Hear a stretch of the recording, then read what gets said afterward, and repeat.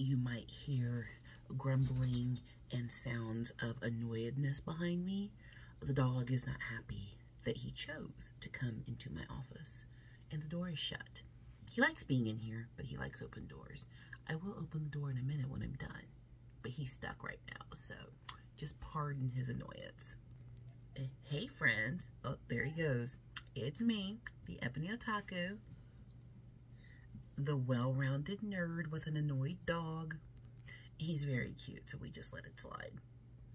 So I want to get back to working on my first Commander deck that I'm building myself. It's not my first Commander deck in Magic the Gathering. It is the first one that I've ever crafted, even when I was a youngster and played with friends. I mean, let me just be real clear about when I played Magic when I was young. My boyfriend at the time, who I did marry out of high school, my high school sweetheart. Well, we met our senior year, so I don't know if that counts as high school sweethearts. But yeah, him and his friends were into Magic the Gathering. I didn't understand it, but I was 17. I think we were 16 when I met, because I graduated high school at 17, so yeah. I started school young. Back in the day, you could put your kid in school in 3. I'm not a genius. They just put me in school when I was 3, and it shows. You should not teach a 5-year-old math, because then they can go to the fast food restaurant with you and be like, wait, for that same $3.99, you can get me that. And then they're like, wait, you can read now? Yeah. Don't put your kid in school at 3 if you don't want those problems. But anywho, yeah, him and his friends were really into it. So I was just like, yeah, I'll get to know. I'll learn. I'll be a joiner. And quite frankly, did not understand it. Didn't get it, but play because that's what you enjoy to do. Sometimes you do things because the people you're with like it. But I only played pre-cons, so that means a pre-configured deck. The trainer in me is coming out. So when you're trying to teach people stuff, don't just speak in acronyms. You can say the acronym, but tell them what it means. Because you know what it means, but they may not know. And guess what? All knowledge is not universal. Sometimes you gotta explain stuff. Anywho, but yeah, so I played pre-configured decks only. I never built a deck, no matter what version of Magic we played, because there's different game sets. Like every tabletop or card game has different versions of the game you can play. And I always use pre-configured, and I had some really good decks back in the day. Where are they now? I've moved too much in the past 20 years. I have no idea where they are. They are in somebody's garage now, making them happy. They are in places unknown. But I have gotten into playing Magic the Gathering with my fam. Currently, stepson's really into it. My stepdaughter's really into it. Her boyfriend's into it. My dad, my father-in-law plays it. My husband plays it. My sister-in-law plays it. So, like, it's a big deal in our family. So I was like, okay, I will join. They got me back in with those Warhammer decks, which I still have one more to open, and sleeve. But I decided I would try my hand at building my own deck. And last time we did a Magic the Gathering video, I opened the last of this box. So this is a, what is it called? This is a booster box, a draft booster box. So what you do is you, yourself, if you want to spend this money on just you, or you and 4 or 5 of your closest friends, you go in on a box together, which in this case was me and my husband because the kids are broke. Yeah, you need it. And then we had a family draft night. So I forget the number of cards. I think we were building like 60 card decks. So you basically open, look at the cards, pick one, and you pass. Open the cards, pick one, you pass. And then you pass one way, then you pass the other way, then you pass the other way until everybody gets enough cards. And then we had a mana stack. So in the moment, you're picking what color deck you want, what types of cards you want, which when we do drafts, I always win. When we do games where they've built their decks, you know, and bought cards that were $200 a piece with crazy powers, then I do okay. So, you know, Magic the Gathering, it's a strategy card game. That's the best way I can describe it. Every card has an ability and a way and things it can do. You read the card, you do what it says, but then there's like rules on how you stack different abilities and spells and whatnot together, and that's where it gets real confusing, because when I was a kid and playing Magic and what Magic is today, it is not the same game. And when I first started playing again, I was like, is this the game I played when I was 17? Because I feel like it's not. And it has been confirmed that yes, it has changed quite a bit. But it's not one of the games I play outside of the house. I play Magic in this house. It does not go elsewhere. Well, I will go to my in-laws' house and play. And if we go to a park and sit at a park picnic table and play, I'll play. But I am not going out to a game store and play. And look, Magic the Gathering people, I love you. I love all my nerds. All nerddom is fantastic. But there's just something about these card gamers. Y'all built different. I'm going to leave it exactly right there before I make somebody mad, but you know what I'm talking about. But today's goal is to pick my commander. So commander's an interesting game. It's where you have a particular card that is the commander of your entire deck, and it has a special ability. And usually you have some kind of extra thing that will let you keep pulling him back out of your card graveyard. So, you know, when a card gets struck from the board, somebody takes it out, it goes to a graveyard. And a lot of times these commanders, you can resurrect them and use their power again. It gives you extra things you can do. It's a whole thing. Not always. Like, one of my favorite commander decks is my Necron Warhammer deck. Like, it's full of artifacts, and it just... if it gets going, it is a really good deck, and I really enjoy that. That might be my favorite deck. I thought the Abaddon deck would be my favorite, the Chaos deck, but that Necron deck, it's a black deck. So that's like the primary color. It's black, and then like the no color. I love that deck. I don't know why, because in Warhammer, when I actually play Warhammer, I'm not Necrons. I used to be when I was young. Again, I got into Warhammer, the tabletop game, when I was younger, long before I got introduced to the lore. Okay, it's real. Y'all know I love it to tell a side story. So, they were into Magic the Gathering. They were also into Warhammer, or so they thought. So, we'd have these, like, group just get-togethers and paint and stuff. I had no idea what we were doing. So, like, when we were dating when I was, like, 16, 17 years old, I had no idea. I was like, okay, yeah, we're painting these little figures. This is great. I didn't know about priming then. I did not know what it was for. They kept trying to explain what Warhammer was to me, and I was just like, that's interesting.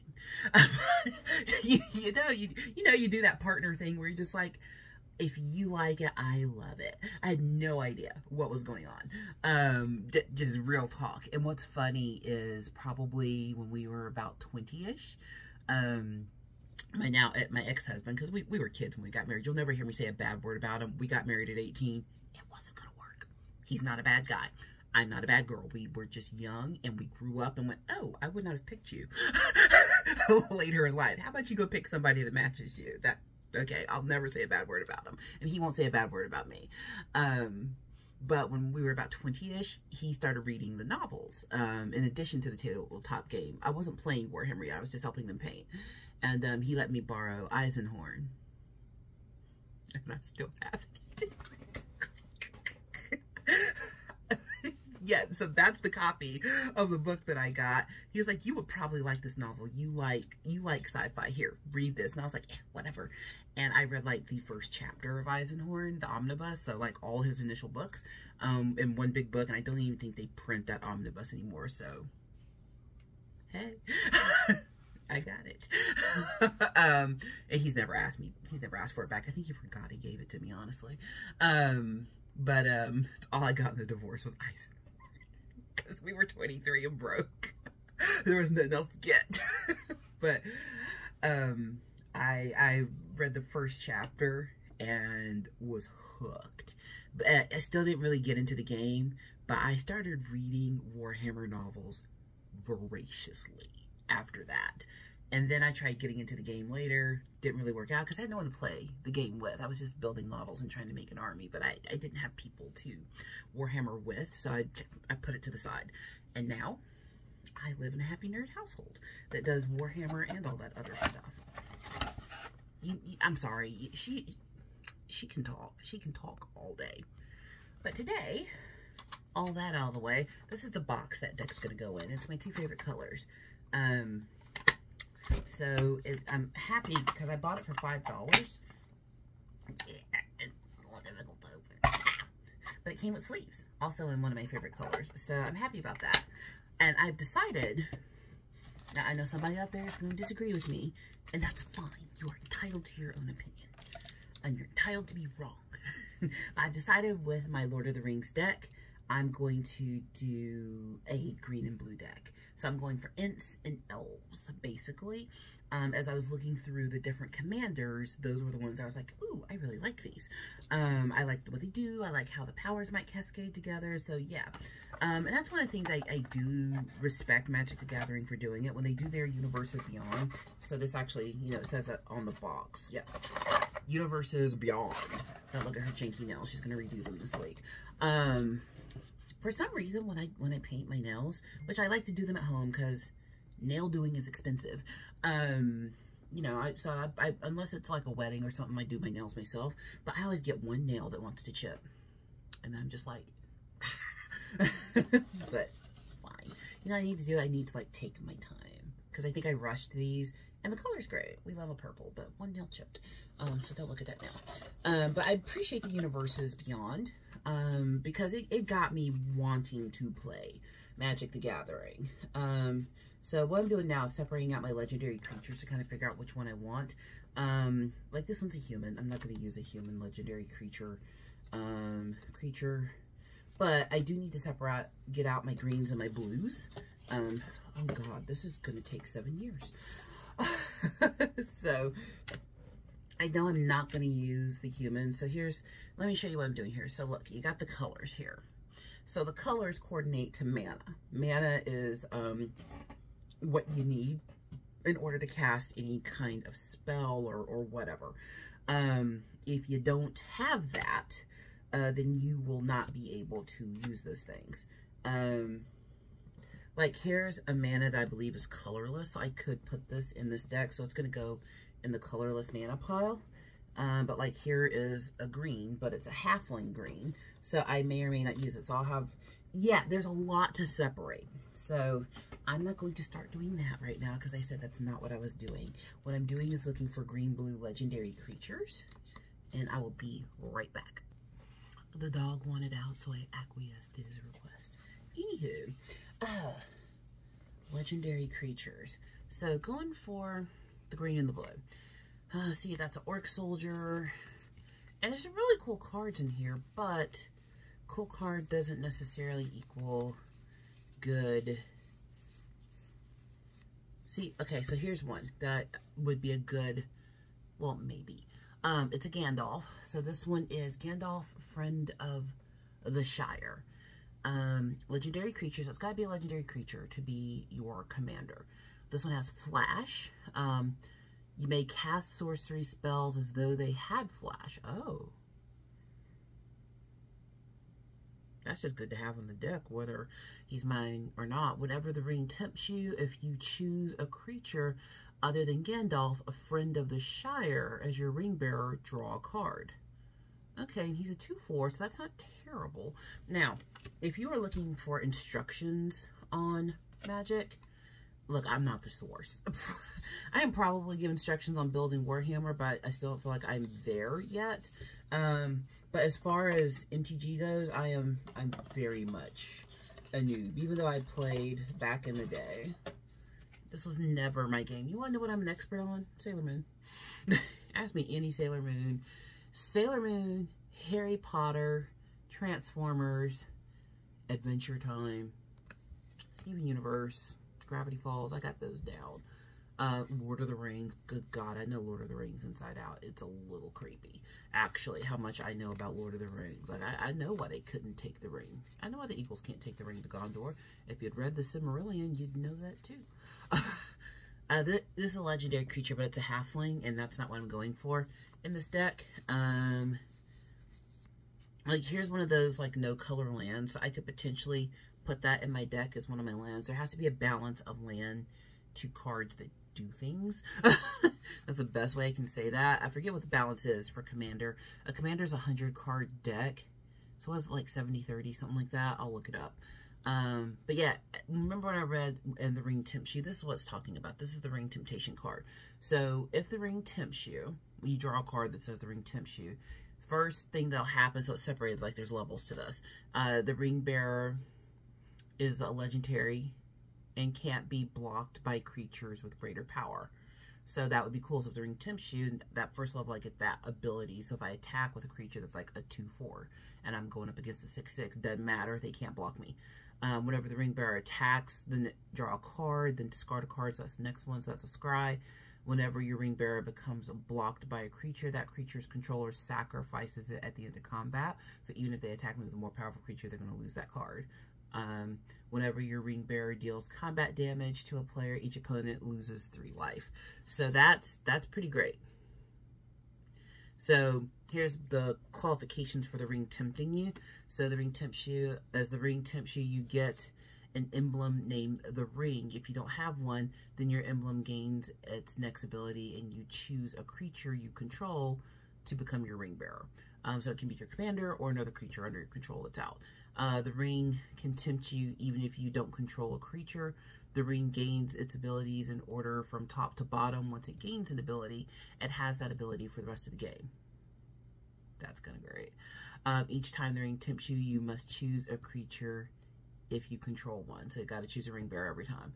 Each player can have only one emblem named the ring and only one the ring bearer at a time.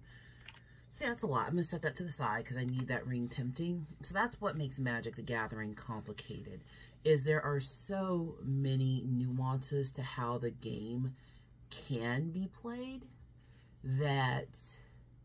Oh, here's one. There's so many nuances to how the game can be played that it can make it real confusing real fast. Like, holy cow. Because you have to remember, like, what is flash? What is instant? What is this? What is that? You know, and then, like, then what does this do? Well, did you stack right? Did you add the points right? Well, no, you added those points incorrectly. And I don't mind doing that at home. But when you're doing it out there in the world, I'm pointing out my window. When you're doing it out there with strangers, it'd be mean. Like Warhammer is so much different because we're the Warhammer crowd, and especially the 30K crowd, and even the Aeronautica group. Everyone's in it for the excitement of the adventure, planning out an adventure. You have objectives and there's a story. Like, it's a whole thing. There's not a story with Magic the Gathering per se. Not in the same way as like a big tabletop game like BattleTech, Lord of the Rings, Dungeons and Dragons, anything like that. So it's a card game, and you win this by buying the right cards, building your deck, and you have better cards than anyone else, basically. So it takes a lot, like, one of the things I love about Warhammer over Magic the Gathering, why this isn't my primary game, is I enjoy the investment into my figures. Like, when I'm using those pieces, like, I spent so much time creating them, like, they really feel like they're mine. And anybody could have this, but when we all go to play Warhammer or the BattleTech or any other tabletop game that's there, everyone there has created their own little universe. And that to me is the big difference. But I'm not anti MTG. I'm not gonna play it out there in the world, outside my house. So here's another legendary creature who's a possibility. So this is an Ent. This is Quick Beam. He's an upstart. Oh god, he takes 6 mana to cast. I'll never get him out. But he's a 5/6. Legendary creature. He's a tree folk. Whenever Quick Beam, upstart, Ent, or another tree folk enters the battlefield. Oh, so if any tree folk enters the battlefield under your control, up to 2 target creatures get +2/+2 and gain trample until the end of turn. We're going to put him in the possible commander stack. Alright, so here's a legendary creature. It's a Spider Demon. That's just not going to go in any deck because you. Basic land, token artifact, no. Alright, so I've never done this. I've never built a deck. Good God. So, token creature, don't need that. Legendary creature, Shadowfax, Lord of all horses. And he has long been my friend. Anywho, love Shadowfax as a character, but he does not fit in this deck. Legendary creature, Elf Noble. Oh, it's Celeborn. Okay, so I got Celeborn here. He one of them woodland elves. Whenever you attack, I wonder if Haldir's in here. Yeah, she knows her Lord of the Rings. I don't know why I don't make Lord of the Rings videos. I really should. I've made like 2. Whenever you attack with one or more elves, scry 1. Whenever you scry, Celeborn the Wise gets +1/+1 until end of turn. for each card looked at while scrying this way. So scries mean you can pick up a card and look at it. I can't remember if scry means you have to discard it or if you just get to know what's next. Because usually you have to discard it says that. There's so many little rules, y'all. I know somebody's going to get down in the comments and tell me. Thank you. Sacrifice for the algorithm. That was a legendary creature, but it's a human soldier. And that's not the deck I'm going for, so I don't care. And then even when I'm looking at the blues and the greens, like this is a blue card, but it might not be a blue card that works for me. It's a draw card. Oh, actually, whenever you scry, if you control an island, you may exile Council's Deliberation from your graveyard. If you do, draw a card. Okay, well, that's interesting. So this could be a card that goes in my deck. But we're not doing that today. That's going to be a video. I don't know how long that video is going to be when I actually start picking cards. Holy cow. But that, I'm going to try to do it rather quickly because I want to try to play with a deck that I've built. And lose quickly. That's what we say in sales. Lose fast. You know. Sales, what can I say? We have our own way of doing things. This is an interesting creature. It's a green. Human Shaman. She only costs 2 to cast. Add a mana of any color. Yeah, she's going in the deck for sure. And I think that's what makes this fun. So I guess this would be as close as you could get to the building aspect of Warhammer. Is I'm looking at all of these cards and thinking, okay, would all of these cards work together? If I was able to do this, this, and this, and get these in this order, would that produce a result that gets me closer to a win? So, okay, well, I can see that. I can see that. Nobody's going to make it far enough in the video to realize I said that. But that's fine. For the algorithm. Okay, that's all the cards out of this box. So, these are going to go back into...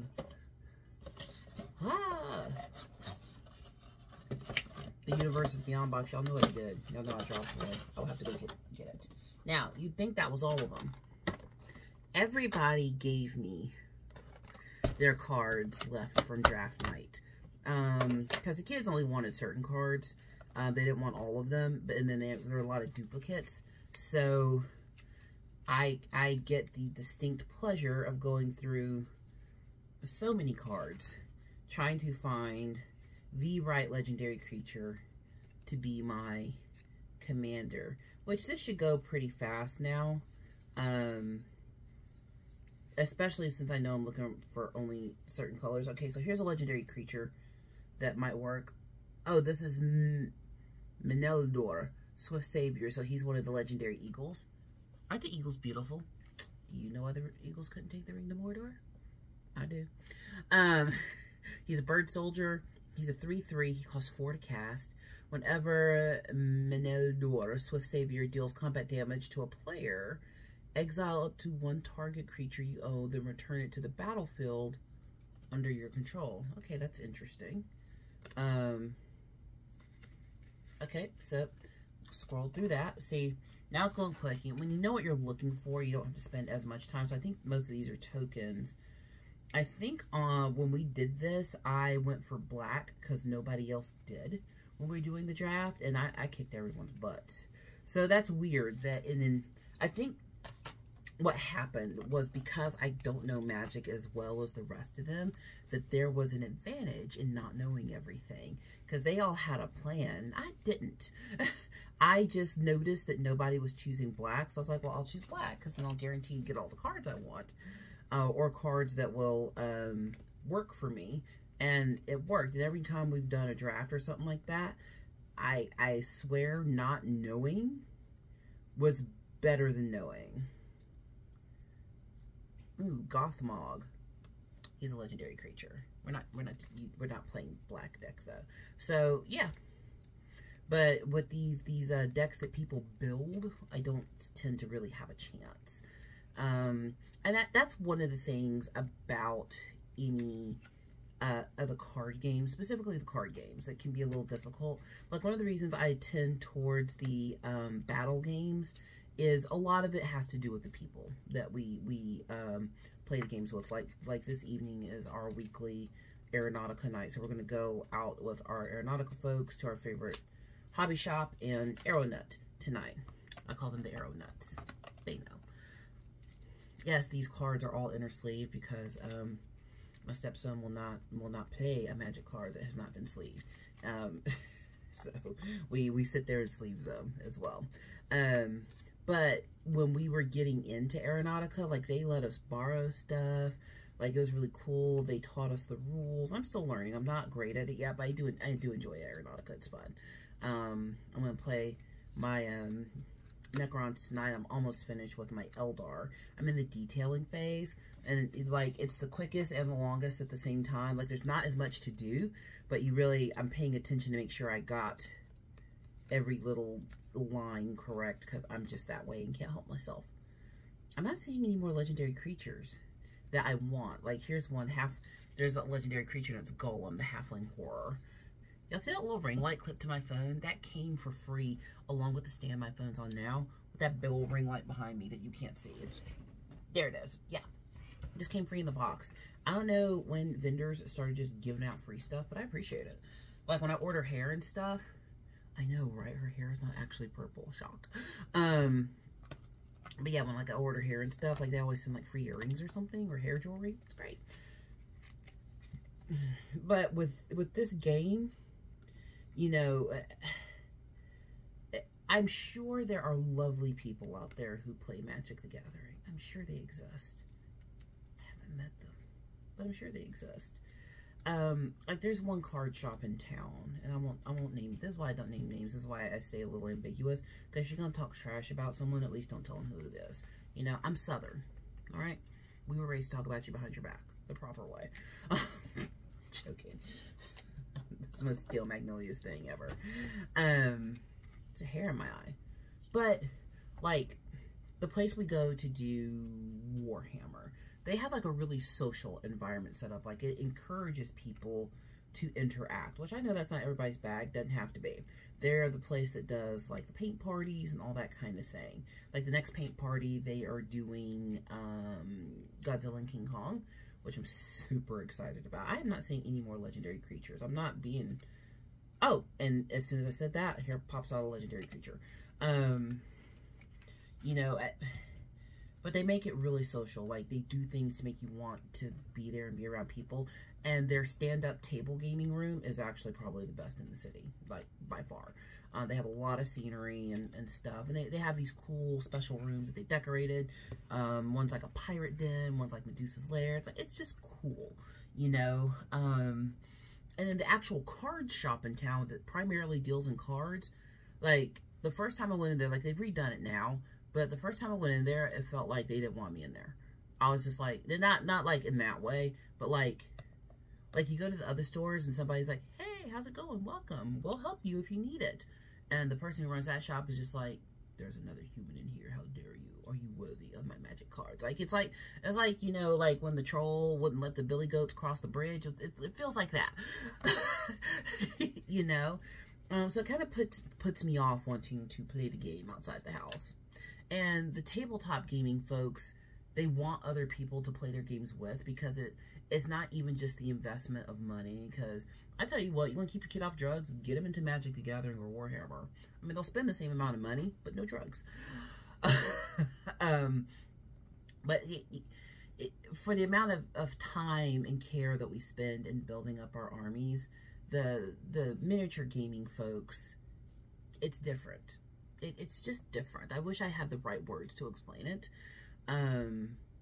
But maybe once I get better at the game, maybe I'll join like a loose tournament kind of thing.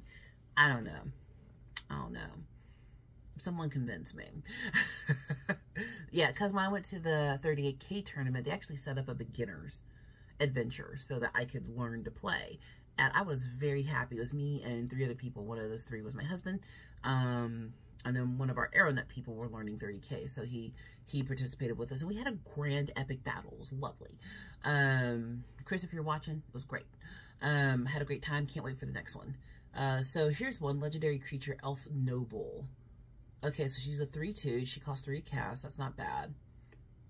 Whenever you scry, choose one, and Glorfindel Dauntless Rescuer gets +1/+1. I'm sorry, this is a dude. I just looked at the picture. My bad. Glorfindel must be blocked this turn if able. Glorfindel can't be blocked by more than one creature each combat this turn. Ooh, it's interesting. Okay, Glorfindel.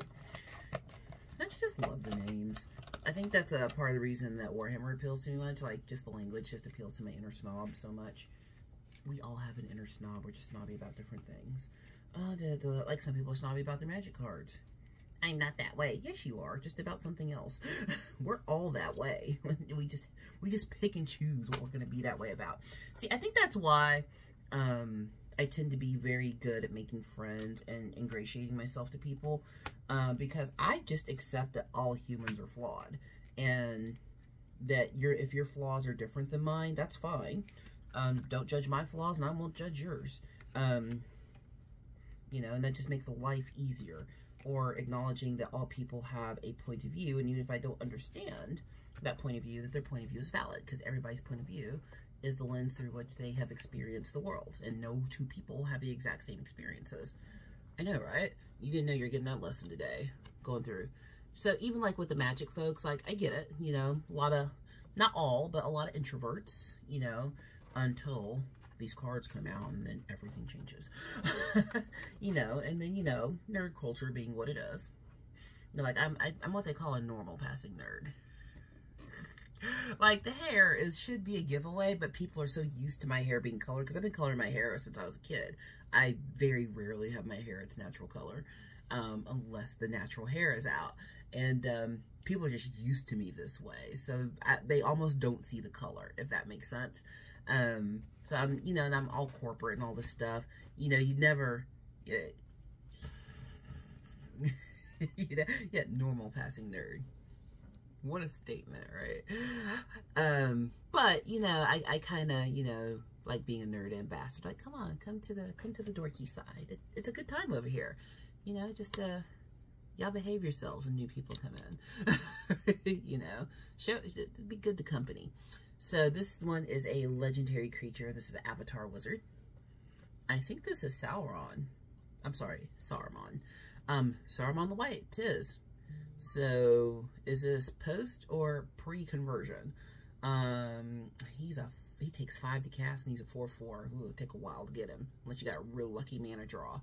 Ward 2, don't know what that means. We'll have to look it up. That's a new word to me. Whenever you cast your second spell each turn, amass orcs 2, so I get 2 orc tokens, so little dudes, which can die instead of like my actual cards, so that's kind of great. Put 2+1+ counters on any army you control. It's also an orc. If you don't control any army, create a 0/0 black orc army creature token. Who? So that would be a blue-black deck. I'm not even sure I'm going to make him a maybe, but I'm going to separate him out since he is a legendary creature in case I feel like doing it different. Blue-black, huh? I'm dedicated to my blue-green right now. That's what I'm doing. Blue-green, blue-green.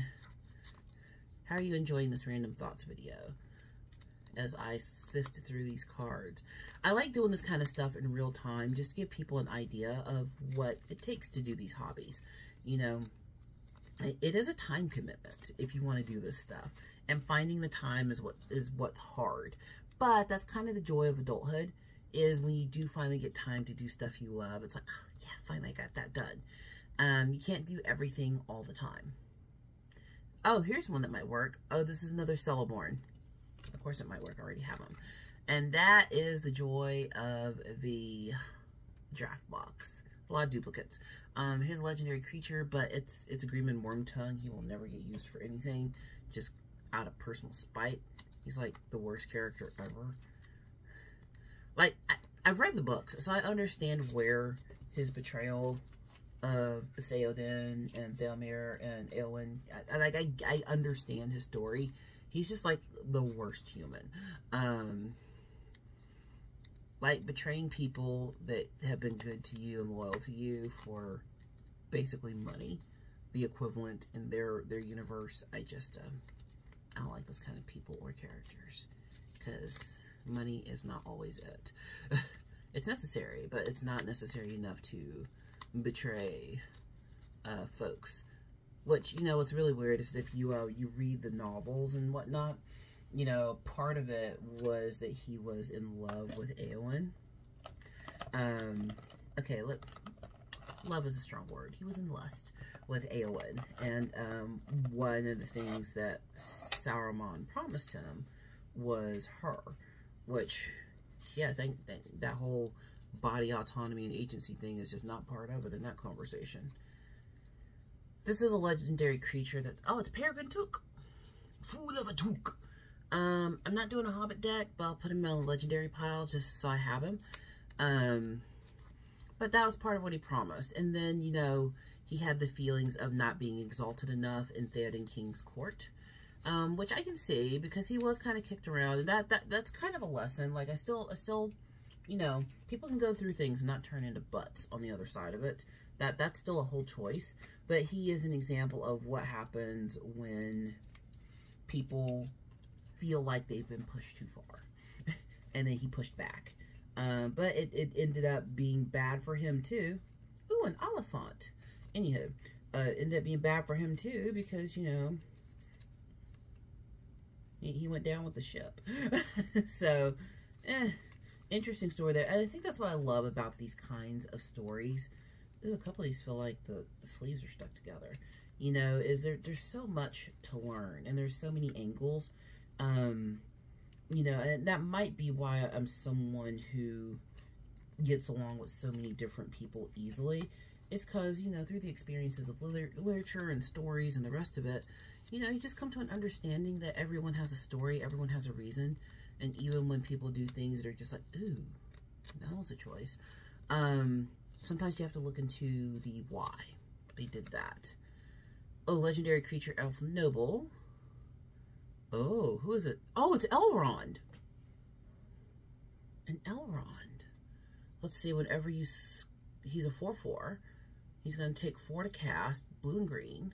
Whenever you scry, put a +1/+1 counter on each of up to X target creatures, where X is the number of cards looked at while scrying. Whenever a creature you control with a +1/+1 counter on it becomes the target of a spell or ability an opponent controls, you may draw a card. Oh. Interesting. Didn't understand what half that meant, but it sounds great. Y'all building these decks, I'm telling you, and this is just me trying to pick a commander.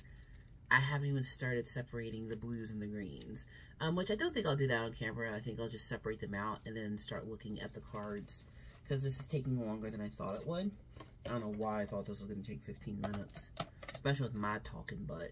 You know, you can just talk all day, every day. But I think I'm into a lot of duplicates now. I'm not sure I'll find anything. Nope. Legendary creature, a human cleric, blue.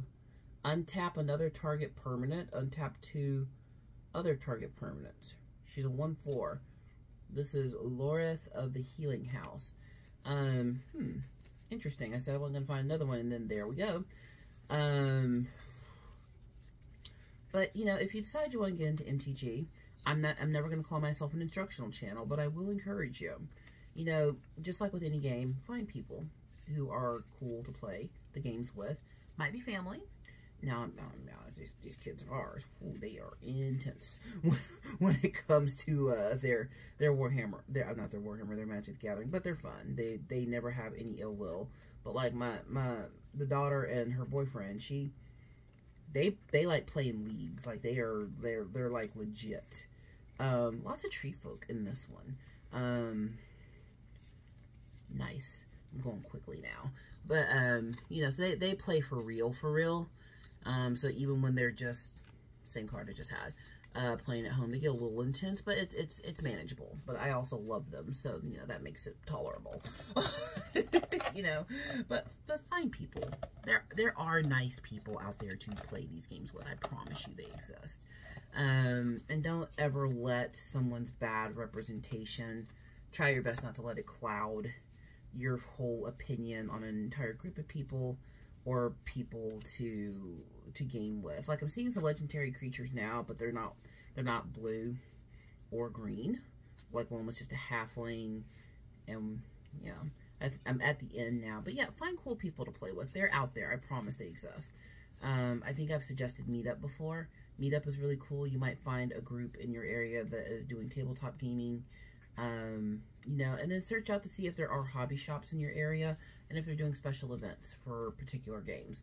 And then you might find some cool folks to game with. That's how we met our aeronautical crew. And they are all super great. There's nobody in that group that is someone I don't want to game with or hang out with. They are all fantastic. I think one of them is dating a new girl, and I've met her, and she's awesome. And I'm going to steal his girlfriend from him because she's great. Just hang out, buddy. But yeah, so I think I've gone through all of them. I'm stacking these cards in here a different way so that I can get them all in. But now I've got all of these legendary creature cards. So the next task will be for me to choose who it's going to be. I think I'll narrow it down to like 4, then maybe put it up for a vote. Would that be fun? Yeah, we'll do that. I've only done like 1 poll on my channel. So I'm going to keep these separate so I don't have to search for them again because good God, we're at 40 minutes. My God, today. Okay, open. I'm not good at opening these things yet. But they're necessary to keep your cards protected. I'll pick those up. Wait a minute. I thought these were just sleeves.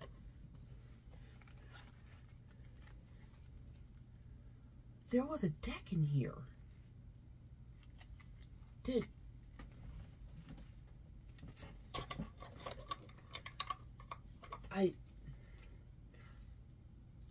I never looked. I only looked at it from the back. There was a deck in here?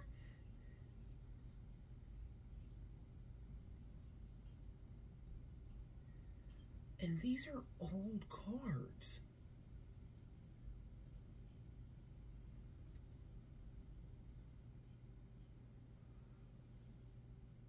These are actually old Lord of the Rings cards. No freaking way. No way.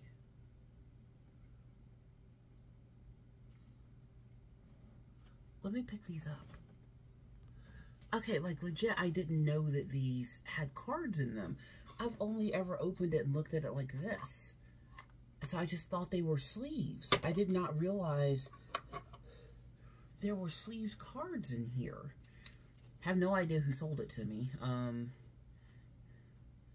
But yeah, these are much older cards. And they are Lord of the Rings. Like, this is a blue one, Swan Song. Ottawa City.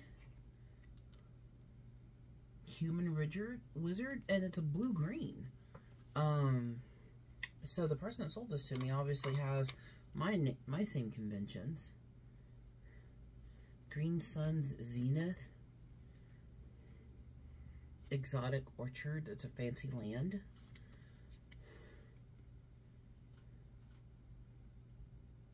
A ring. Look at this. These are super old cards. What in the world? Do they know they sold this? I mean, it's too late now. Like, literally, it was at a that swap day thing I went to months ago.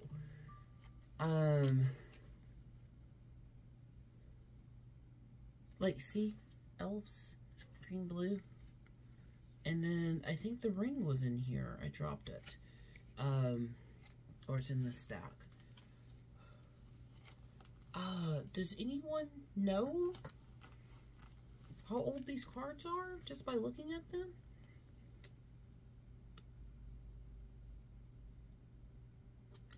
And they even labeled a card. Oh, okay. This is...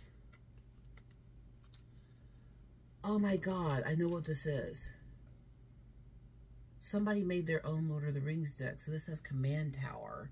But I think it's like one of the towers. I forget what it's called, where people do like these fan cards. I've seen them for Adventure Time, because I'm always complaining about how there's no Adventure Time deck. And my stepson showed me this place where you could get basically like cards like this made. I don't know if they're, yeah, I think that's where these came from, because there's a One Ring in there, but it doesn't look like exactly like the one. Did they make their own Lord of the Rings deck? Are they real cards? I'll pull one out.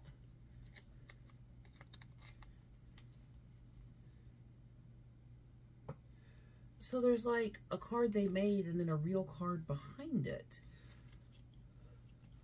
Wait, there's two things in every sleeve. What in the world? I am so confused. Because, yeah, there's like this card that they made themselves. Did they know they sold this? And then like a real card. We will have to investigate this. This video is already way too long. Okay. That's interesting. So we're going to put those in the box. And like I was doing before, here go my legendary creatures in the box here. And, yeah, so I think it's one of those things where you were able to go and make kind of your own deck.